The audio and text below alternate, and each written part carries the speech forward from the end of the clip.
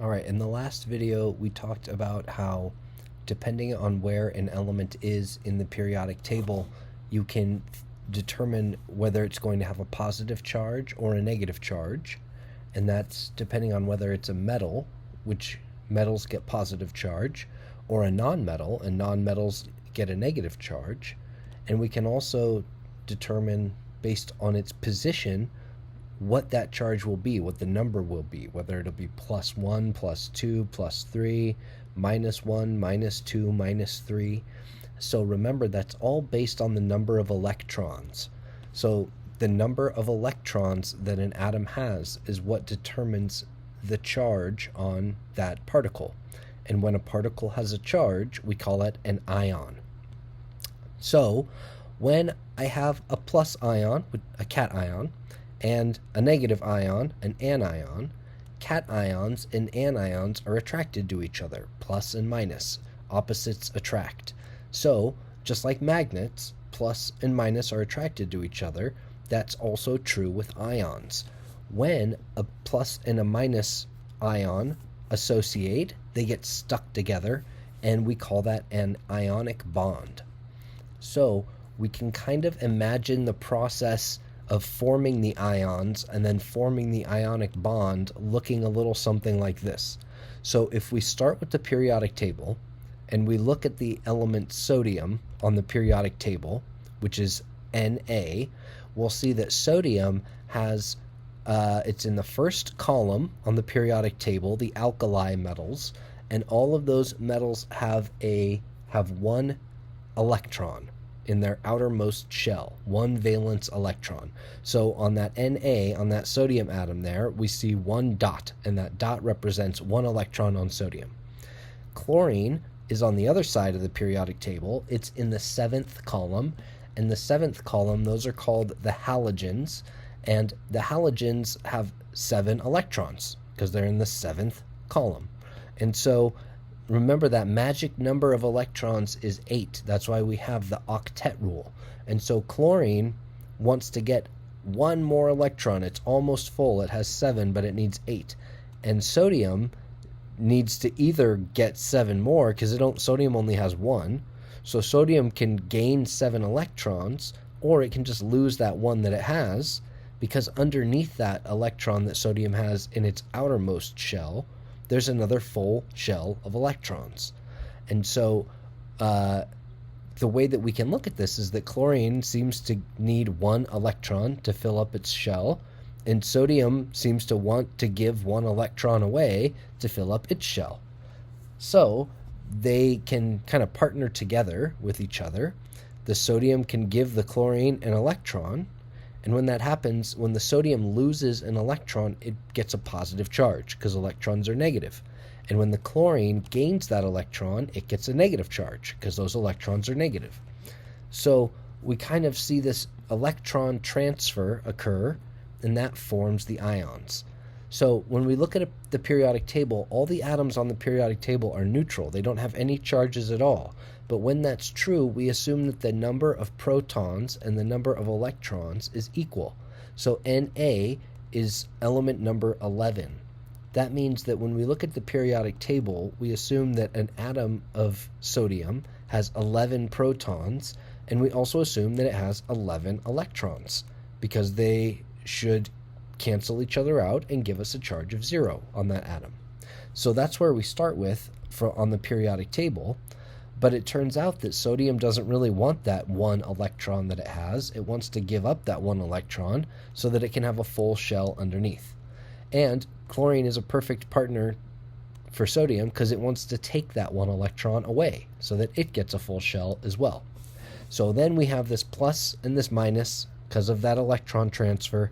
And once we have plus and minus, they get stuck together. We call that an ionic bond. And so when sodium gives up an electron to get a full shell, it gets a positive charge. And when chloride takes that electron to get a full shell, it gets a negative charge. They get stuck together, and we call that an ionic bond. This is different than what happens when I have a covalent bond. So notice on the last slide we were talking about what happens when I have a metal and a non-metal. And the metal becomes positive, it loses an electron, and the nonmetal becomes negative, it gains an electron, because nonmetals like to take electrons. But what happens if I have two nonmetals? Well, the only reason that the partnership worked in the previous slide was because that metal wants to give away an electron, and one of the partners wants to take the electron. In this case, with two nonmetals, they both want to take electrons.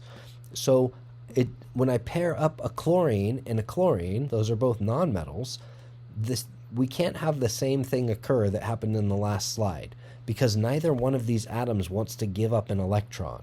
That would make them less stable, not more stable. So what happens in this case is instead of giving away an electron or taking an electron, these atoms are going to share electrons. That's what happens when I have a nonmetal and a nonmetal. We call that a covalent bond. So each chlorine atom has 7 electrons, and like we saw in the last slide, they each need to get one more electron in order to have a full shell. So one of the chlorines can't just give its electron away to the other chlorine, because then it would be even further away from its goal of 8. If it starts with 7 and it gives one away, then it'll have 6, which is not 8. It's going the wrong way, right? So neither chlorine wants to lose an electron. So instead look what happens if we squeeze them together. If we push those two chlorine atoms next to each other, then they can each share that one electron they have. Those two electrons that they're sharing go in the middle, and we call that a covalent bond. So now the trick here is that we get to count those electrons in the middle. We count them twice. They belong to both atoms. So now if I count them twice, I can see that each atom has 2, 4, 6, 8, and then the other atom has 2, 4, 6, 8, because I can count the pair in the middle twice. So that's the difference between an ionic bond and a covalent bond. When two atoms share electrons, because they're both nonmetals, then we form a covalent bond. So metal plus nonmetal, ionic, nonmetal plus nonmetal, covalent, and metal plus metal, they don't really make a bond. So we don't really need to worry about metal plus metal. It always is either metal plus nonmetal or nonmetal plus nonmetal. Two metals won't come together and make a bond. All right, so we talked about what happens when we change protons. Changing the protons changes the element, right? 1 proton is hydrogen, 2 protons is helium. If I change the electrons, it's the same element, but it has a different charge. So hydrogen with 1 electron is neutral. Hydrogen with 2 electrons is a negative, but it's still hydrogen, right? So changing the protons changes the element, changing the electrons changes the charge, and changing the number of neutrons changes the mass of the element. We call those isotopes. And so when an element, just like we can change the number of electrons and it's still an atom of neon, for example. We can also change the number of neutrons and it's still an atom of neon. So for example, here are 3 different varieties of neon. They are different in that they have different numbers of neutrons. So neon always has 10 protons. If an atom has more or less than 10, it's not neon, it's a different element. So neon always has 10 protons, but it can have a different number of neutrons. It can have 10 neutrons, for example. We would call that neon 20, 10 protons and 10 neutrons, 10 plus 10. Or we can have neon 21, which has 10 protons and 11 neutrons. Or we can have neon 22, which has 10 protons and 12 neutrons. There are neon in each case because it always has 10 protons. And let's assume that all of these particles are neutral. So it would also have 10 electrons. So these particles would have 10 protons and 10 electrons, but they could have either 10, 11, or 12 neutrons, and they would always still be neon.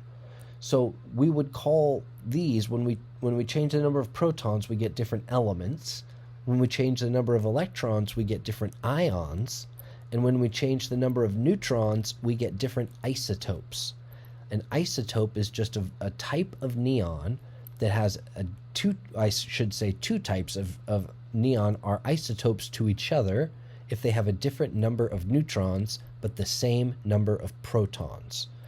So the other thing to consider here is that when I take a scoop of neon atoms on Earth, some of those neon atoms are neon 20, some of them are neon 21, and some of them are neon 22. The exact proportion of 20 to 21 to 22 is called the natural abundance. And the natural abundance is something that was created by the sun when the earth was created. So the natural abundance on Earth is an artifact of when the earth was created by the sun. But every time I scoop up some neon on Earth, it always has this same ratio of 90.48% 20, 9.25% 22, and 0.27% 21. That's just what we call the natural abundance of neon. Different elements have different numbers of isotopes. They don't always have 3 isotopes. And the different elements also have a different natural abundance, the ratio of the different isotopes to each other. And that's, again, just what happened when the Earth was created. We can symbolize isotopes using something called isotope symbol notation. And so these letters are kind of stand-ins for some of the terms that we have seen already. So the chemical symbol, that's just the 1 or 2 letter symbol that you see on the periodic table that represents each element. The atomic number, Z, that's the number of protons that an atom has. And the mass number, A, is the protons plus the neutrons. So we can represent those 3 types of neon that we saw in the last slide, neon 20, neon 21, and neon 22. We can represent them using isotope symbol notation in the fashion at the bottom of this slide. So notice that the atomic number is 10, 10, and 10. It's always the same, and it should also always match the chemical symbol neon. So whenever we see neon, we should also see the atomic number 10. And whenever we see the atomic number 10, we should also see the chemical symbol neon. Those 2 things always go together. But isotopes can have a different number of neutrons.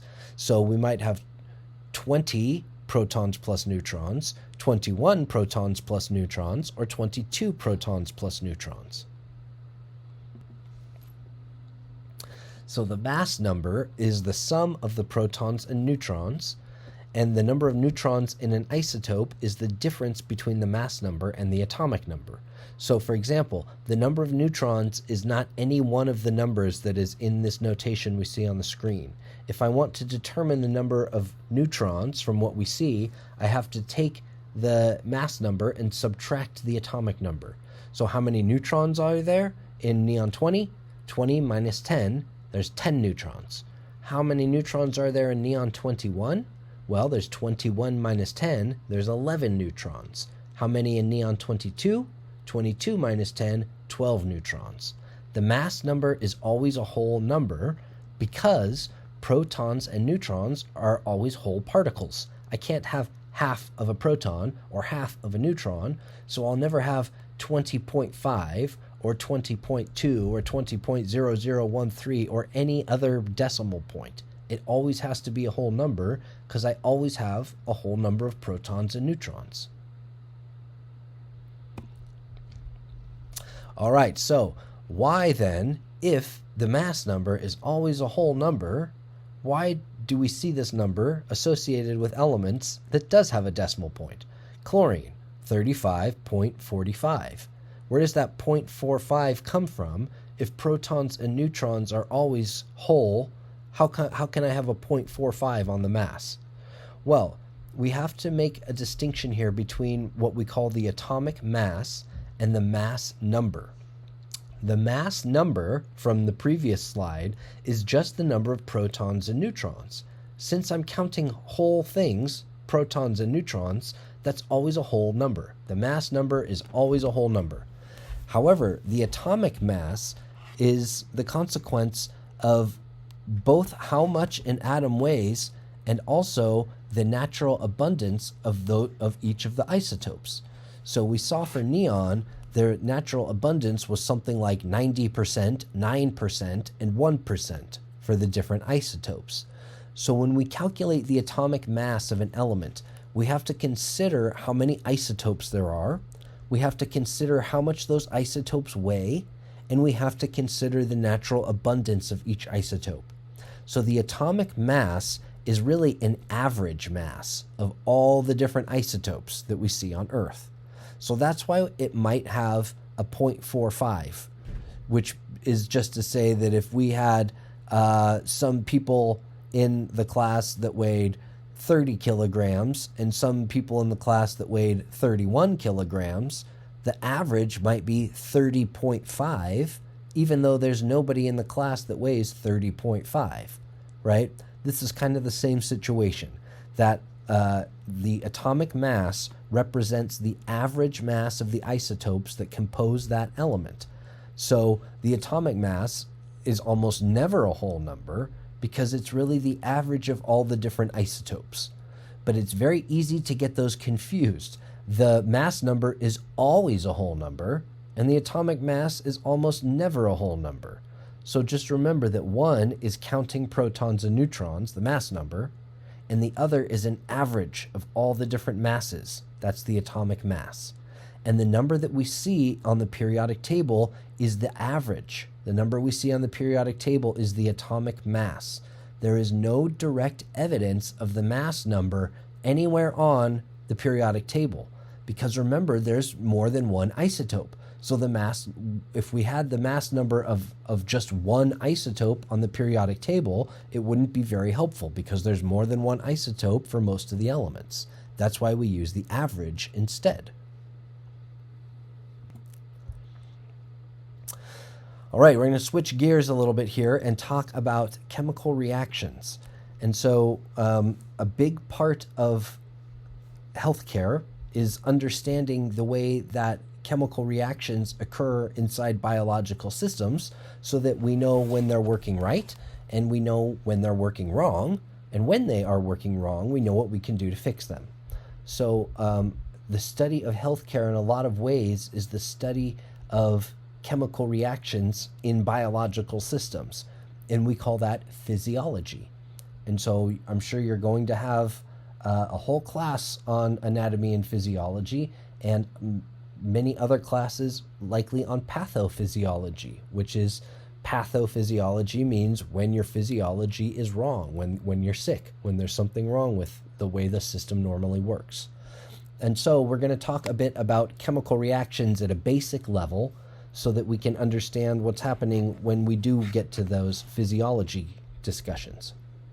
So, one simple chemical reaction that we're all familiar with is what happens inside of your car. You may not be familiar with the chemicals in the reaction, but you know that you have to put gasoline in your car in order for it to go. And when you put gasoline in your car, your engine burns the gasoline, and that produces energy.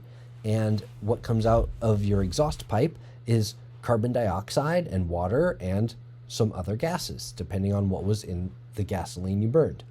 Of course, maybe you have an electric car and you don't burn gasoline, but you're still probably familiar with the concept that some engines burn gasoline. So gasoline, the part of gasoline that has most of the energy is called octane. And octane is a chemical that is composed of carbon and hydrogen. Oct means 8, like an octopus or an octagon. And so octane, oct means the same thing here. 8 is referring to the number of carbon atoms. So octane has 8 carbon atoms, and those are the black ones in the middle. Octane also has 18 hydrogen atoms, and those are the kind of gray white ones that we see on the outside of the black ones. Octane with carbon and hydrogen reacts with oxygen. Oxygen is, of course, a component in the air that we breathe. Oxygen is represented by the chemical symbol O, but oxygen does not come one atom at a time. That's why we see these two red spheres are squished together. Oxygen comes 2 atoms at a time in the air we breathe, O2. And so in this reaction, octane reacts with oxygen, and it creates carbon dioxide and water. And we can see that the black carbon atoms that were in the octane molecule are now part of the carbon dioxide. The red atoms that were part of the oxygen are also part of the carbon dioxide. And the oxygen is also part of water. And the hydrogen atoms that were in the octane are now also part of a water molecule. So notice that on the left I have black atoms and white atoms and red atoms. And on the right I have black atoms and white atoms and red atoms. I have the exact same type of atoms because there is an important concept in chemistry that you may be familiar with. You probably learned this in elementary school, that you cannot create or destroy matter, right? Matter is permanent.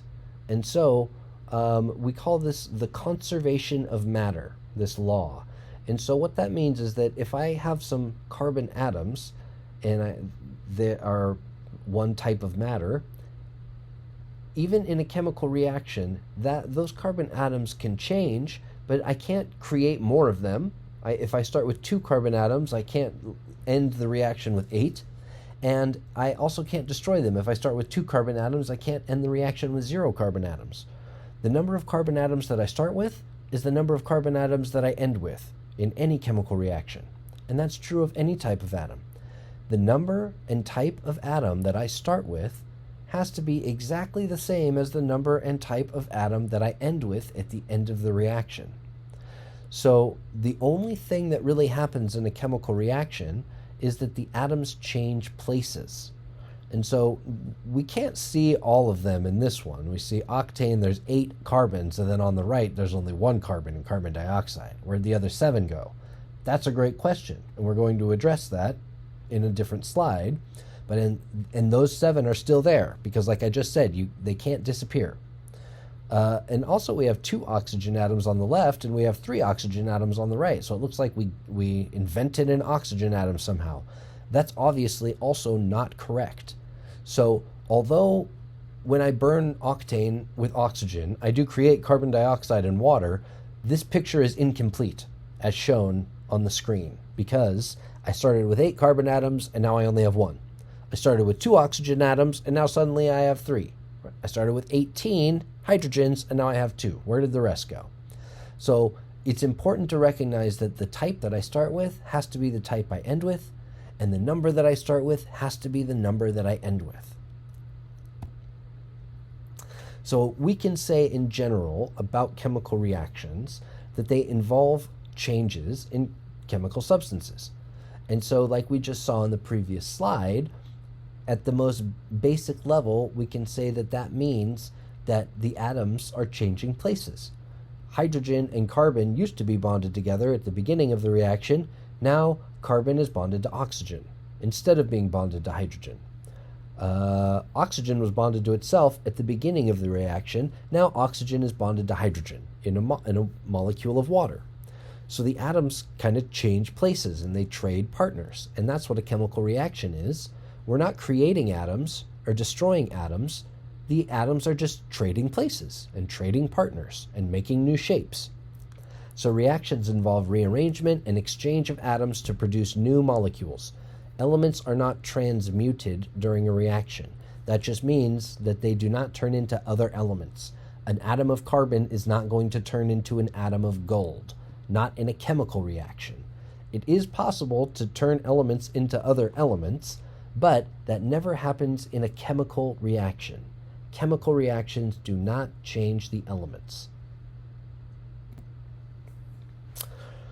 So we can also, in a chemical equation, which is how we symbolize a chemical reaction, reactants, and then an arrow going to products, we can also talk about the phase of matter or the state of matter that each component is in during that reaction. So gasoline is a liquid. So we would put L for liquid after gasoline. Oxygen is a gas, so we would put G for gas after oxygen. Sometimes I have solids. If I have caffeine, which is a solid at room temperature, I would put caffeine, and then in parentheses, I would put a little S to mean that caffeine is a solid. We can also talk about reactions that happen in aqueous solution. Aqueous just means a solution of water. So when I have a solution of water, I can dissolve something like sugar or salt in water, and then if I put salt and it was dissolved in water, I would put parentheses AQ to show that I have an aqueous solution of salt. If my reaction involved solid salt, like from the salt shaker, and I didn't dissolve it in water, then I would put NaCl, which is sodium chloride, that's salt, NaCl, and then I would put a little S after it because it's solid. But if I need to dissolve the salt in water first, I would put NaCl and then parentheses AQ to show that it's an aqueous solution. Okay, let's get back to this idea. If I start with carbon on the left, I have to have carbon on the right. If I start with carbon as a reactant, I also have to have carbon as a product. Not only that, but if I start with some number of carbon atoms on the left, let's say 10 carbon atoms on the left, I have to have 10 carbon atoms on the right. Exactly 10. I can't change them, I can't lose them, I can't gain them. If I start with 10 on the left, I have to have 10 on the right. So that's true of every different atom. So let's look at this equation. I have that black and gray one is CH4. There's one black carbon and 4 gray hydrogens, CH4. That's a gas, so we put parentheses G. Plus oxygen. Oxygen comes 2 atoms at a time, so we would write that O subscript 2, O2, and then in parentheses with a G because it's a gas. CH4, gas, plus O2, gas, as the reactants. And then an arrow to show that they're changing, and they're going to change into CO2, gas, plus H2O, gas. So when we look at this reaction the way that it's written, this one has the same problem that we had a couple of slides back. I start with 1 carbon atom on the left, and over on the right, I have 1 carbon atom. Okay, good. So far, so good. I start with 4 hydrogen atoms on the left, and over on the right, I only have 2 hydrogen atoms. Well, that's not possible. Where did the other 2 go? I start with 2 oxygen atoms on the left, and on the right, I have 3 oxygen atoms. That also is not possible. I can't create an oxygen atom. We cannot create or destroy matter. So, what's going on here? This reaction, as written, is correct, which is to say that methane plus oxygen does react to make carbon dioxide plus water. That's not a lie. But what I haven't told you here is how many molecules of methane and how many molecules of oxygen make how many molecules of carbon dioxide and how many molecules of water. Right now I have this written as 1 plus 1, one CH4 plus 1 O2 makes 1 CO2 plus 1 H2O. That may or may not be true, and in this case it must not be true. It can't be 1 plus 1 makes 1 plus 1 because those atoms don't match up. When I have written the equation correctly, and I have the right number of CH4s and the right number of O2s and CO2s and H2Os, when I have the right number, all of the hydrogens will be the same on the left and the right. All of the carbons will be the same on the left and the right, and all of the oxygens will be the same on the left and the right. We call this balancing an equation. So right now, this equation as written is not correct. So how do we fix it? Let's see. This is essentially what I was just saying in the previous slide. Notice that the left side of the equation has 4 hydrogen atoms and the right side has only 2.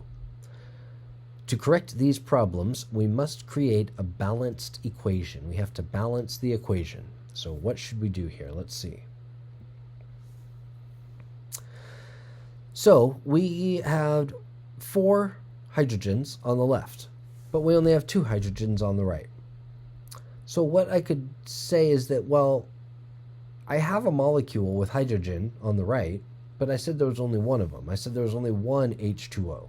So if there was only one H2O, then I only had 2 H's. But what if there was 2 H2Os? If there was 2 H2Os, like we can see on the slide, now I can see that if I count those H's, 1, 2, 3, 4, there's 4 of those little silver H's on the right side. I started with 4 silver H's on the left side, CH4, and I have 4 silver H's on the right side with 2 H2O's. So maybe one of the ways in which the equation was written incorrectly on the previous slide was because I said 1 CH4 makes 1 H2O, but actually 1 CH4 makes 2 H2O's. Okay, well, now, if we also had a problem with the oxygens not being balanced. Remember, I only had 2 oxygens on the right, but I had 3 oxygens on the left. Excuse me, I said that backwards. I only had 2 oxygens on the left, but I had 3 oxygens on the right. If I add another H2O, like I've done in this slide, now I have 4 oxygens on the right. So that seems to make the problem even worse.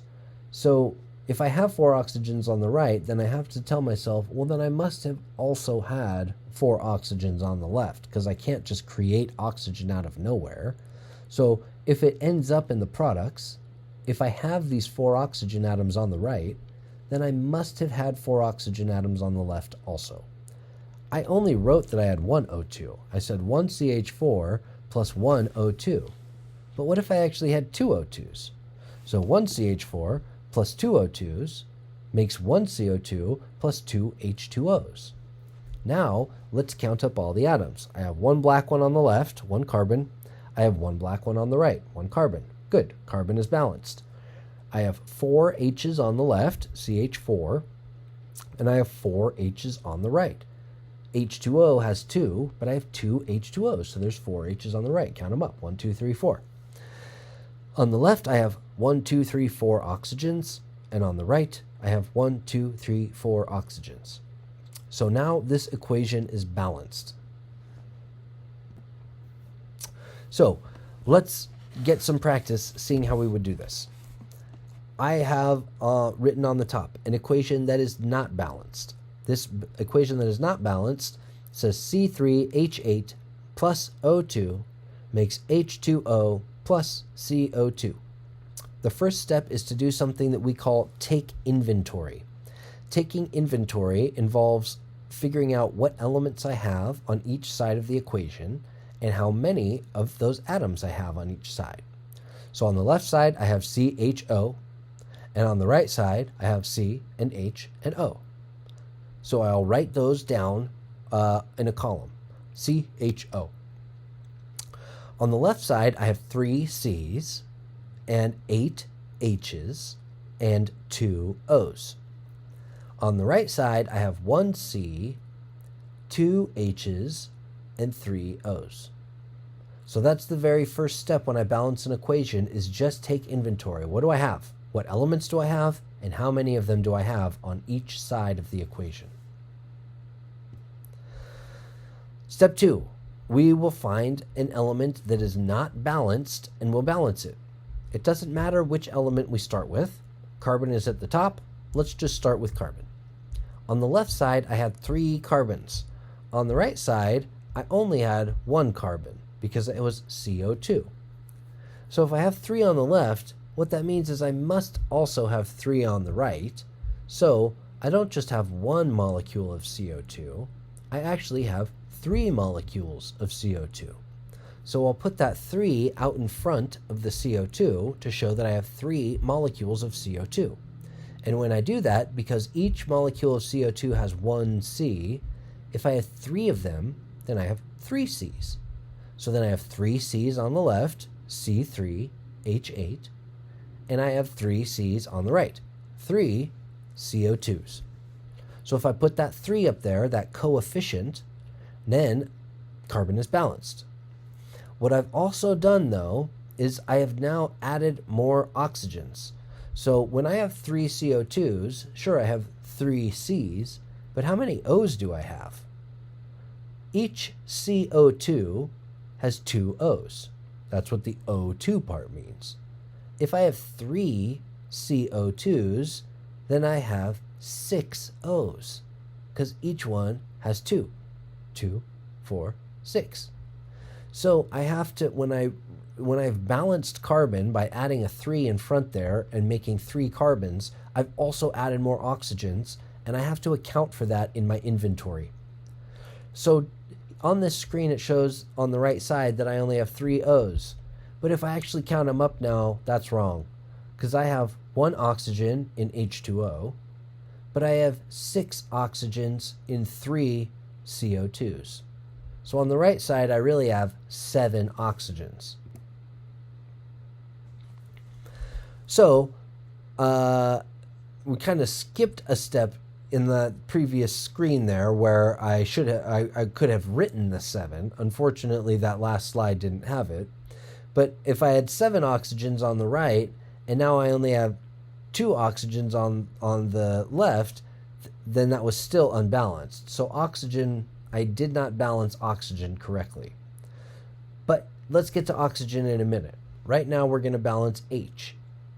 When I started, I had 8 hydrogens on the left, C3H8, and I had 2 hydrogens on the right, H2O.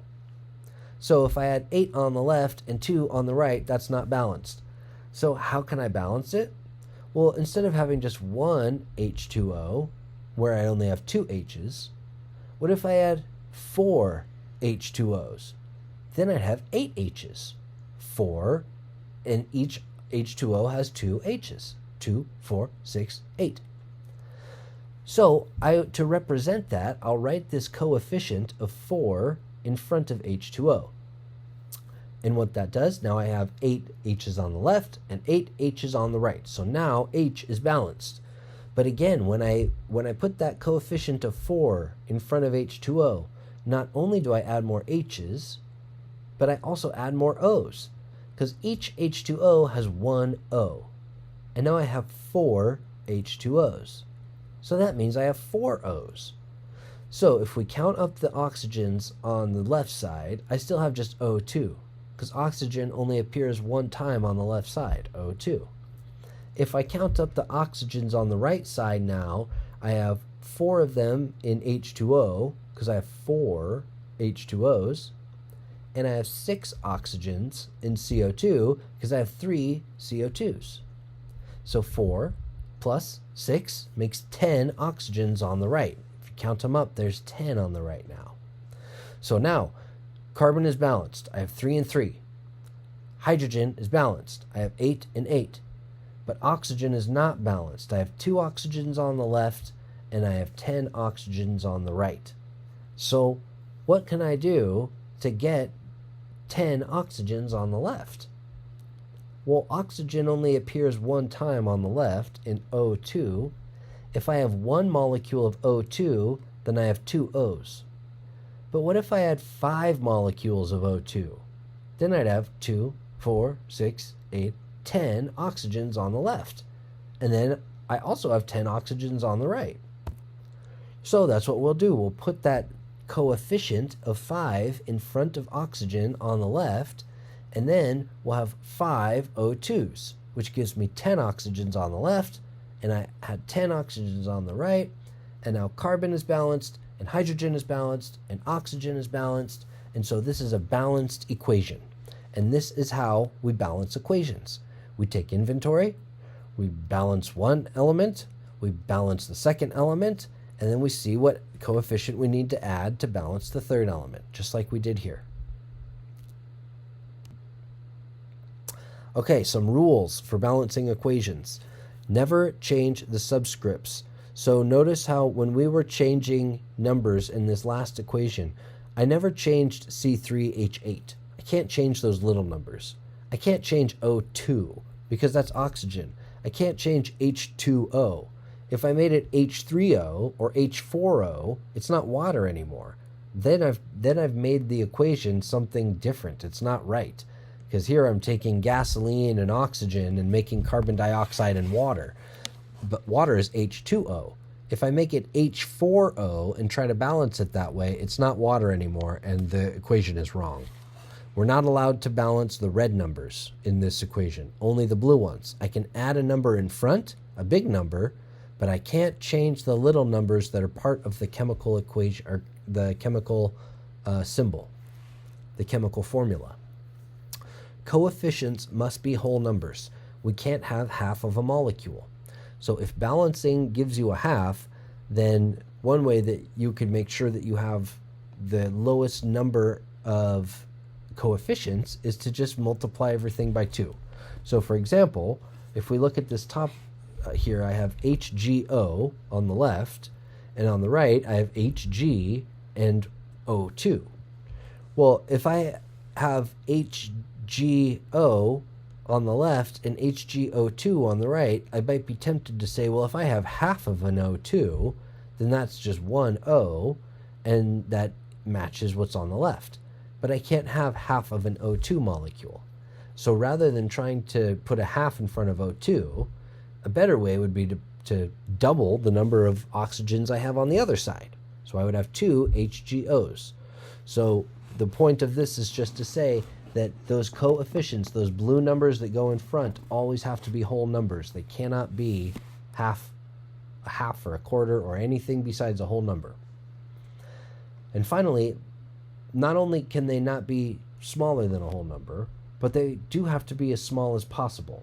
So I can balance this equation with 4 HGOs, and that would give me 4 HGs on the right and 2 O2s, and those are all balanced. I have 4 HGs on the left and 4 HGs on the right.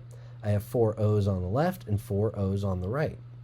But 4 and 4 and 2 are all divisible by 2. So if 4 and 4 and 2 is balanced, then so is 2 and 2 and 1. And so we can take this to an absurd extreme to kind of demonstrate the point and say, yes, it's balanced when there's 4 and 4 and 2, but it would also be balanced if there was 40 and 40 and 20, and also if there was 400 and 400 and 200, and 4 million, 4 million and 2 million, and we can make those numbers as arbitrarily large as we want, and it will still be balanced. And so for simplicity's sake, we should make them as small as possible to demonstrate the same idea. So 2 and 2 and 1 is the smallest set of coefficients that are still whole numbers, and so that would be the proper way to balance that bottom equation. All right, so pause the video here for a couple of minutes and give these a shot using the tactics that we learned on the previous couple of slides.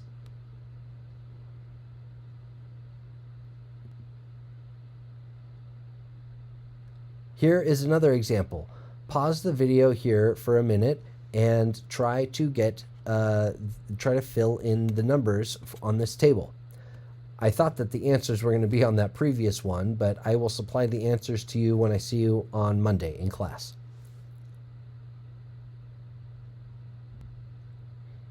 All right, here are the answers to this one.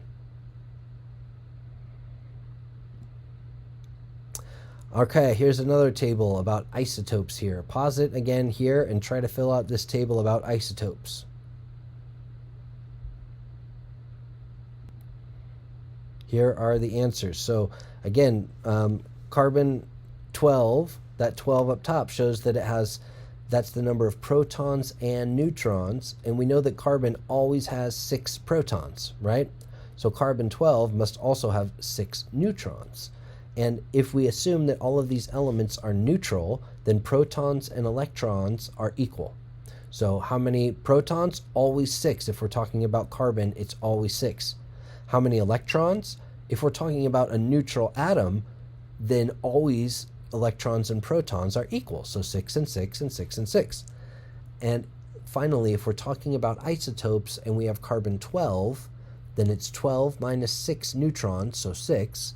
Carbon 13 has 13 minus 6, so 7 neutrons, and carbon 14 has 14 minus 6, so 8 neutrons.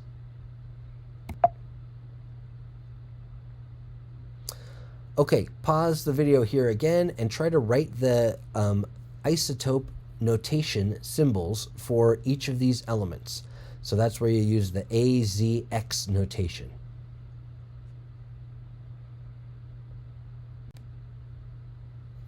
All right, here we go. So 8 protons is oxygen.